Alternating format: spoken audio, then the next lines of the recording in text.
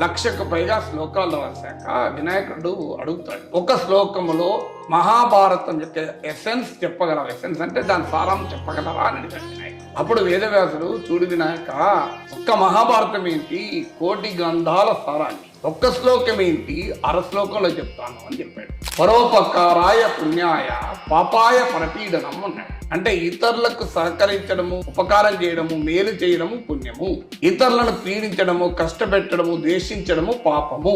ఇది తేడా అని చెప్పి వేదవ్యాసుడు ఒక్క అర శ్లోకంలో చెప్పాడు. దీన్ని దేనికైనా అన్వయించండి మీరు. మార్క్సిజం ఏం చెప్పింది? ఇదే చెప్పింది. Class between haves and have nots the history అన్నాడు కార్ల్ మార్క్స్. పరస్పరం సంఘర్షించిన శక్తుల నడమ చరిత్ర పుట్టనని శ్రీశ్రీ మహాప్రస్థానంలో అంటాడు. అనగా నీకు మహాభారతంలో అర శ్లోకంలో చెప్పింది అదే.